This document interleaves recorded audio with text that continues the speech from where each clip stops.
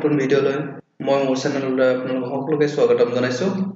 মই আজি দেখাবলৈ গৈ আছো মাইক্ৰসফট ৱৰ্ডৰ কুইক পাৰ্টছ অপচনটো মই দেখাবলৈ চেষ্টা কৰিম। আপোনালোকে চাব। মই আজি ভিডিওটো খুব দীঘল নকৰো। মই অতি সহজতে বুজাবলৈ মই চেষ্টা কৰিম। গতিকে ভিডিওটো লাষ্টলৈ চাব আৰু যদি আপোনাৰ মোৰ চেনেল যদি নতুন হয় তেতিয়া সাবস্ক্ৰাইব কৰি বেল আইকনটো প্ৰেছ কৰিবলৈ নাপাহৰিব যে এনেদৰে আমাৰ লেটেষ্ট ভিডিও পাবলৈ। তো আজিলৈ আৰম্ভ কৰো। মই লেটাৰ এখন সিম্পলকৈ লেটাৰ এখন টাইপ কৰি লৈছো। লোৱাৰ পিছত মই কুইক পাৰ্টছত কৈছো হ'ল মই এই অপচনটো কি বুজাম মই বুজাবলৈ চেষ্টা কৰিছো select to quick pass gallery এই অপচনটো মই শিকাবলৈ বা বুজাবলৈ চেষ্টা কৰিম। এই পাৰ্টটো কিয় কাৰণে লাগে বা এই পাৰ্টটো কিয় কাৰণে লাগে কুইক পাৰ্টটো হেতু কথা মই বুজাম। প্ৰথম মই এই অপচনটো এক্টিভ হোৱা নাই বৰ্তমান। গতিকে এইটো এক্টিভ হ'বলৈ কি কৰিব লাগিব মই কন্ট্ৰল এ মাৰিলো মাৰাৰ পিছত কুইক পাৰ্টছ কলো এইটো ইনচাৰ্টত থাকিব হা। তো সেভ ইয়াতে ফাইলটোৰ নাম দিম মই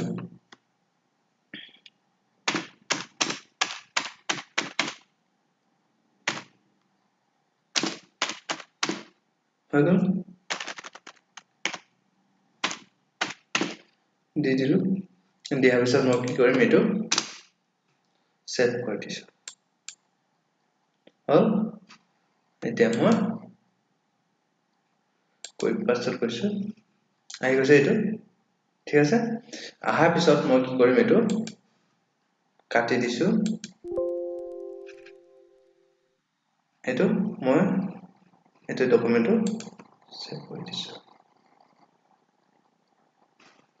এইটো সেভ নকৰিলেও হ'ব। গতিকে মই কাটি দিছো এবাৰ।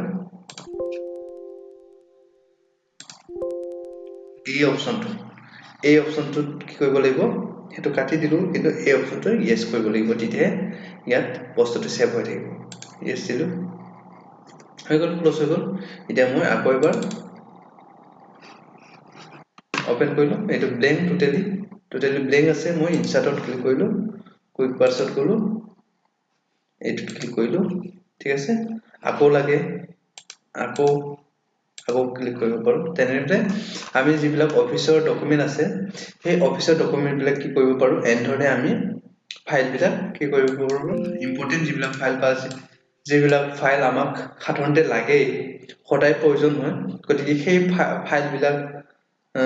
ফাইল বিলাক বা সেই যেটো ইম্পৰ্টেন্ট ডকুমেন্ট আছে সেই ডকুমেন্টটো আমি কুইক পাৰ্টছ সহায়ত তেনেকৈ আমি যিমান দিনলৈ আমাৰ প্ৰয়োজন হয় সিমান দিনলৈ আমি তেনেধৰণে বিভিন্ন ধৰণৰ ডকুমেন্ট বা ইম্পৰ্টেন্ট নোটিছ বিলাক আমি সেভ কৰি থব পাৰো। গতিকে ভিডিওটো আজিলৈ ইমানতে। এনেধৰণে আমাৰ নতুন ভিডিও পাবলৈ বা বিভিন্ন ধৰণৰ এডুকেশ্যন ৰিলেটেড ভিডিও পাবলৈ আপোনালোকে মোৰ চেনেলটো সাবস্ক্ৰাইব কৰি থৈ বেল আইকনটো প্ৰেছ কৰি থব যাতে আপোনালোকে প্ৰথমতে মোৰ যিবিলাক ভিডিও আছে সেইবিলাক পায়। গতিকে আজিলৈ ইমানতে। আৰু এটা পুনৰ নতুন ভিডিও লৈ আপোনালোকৰ আগত পুনৰ উপস্থিত হ'ম বা পুনৰ আপোনালোকক লগ পাম। সেই আশাৰে আজি পাঠ্যক্ৰমটো মই ইমানতে সামৰণি মাৰিছো। ধন্যবাদ। জয় আই অসম।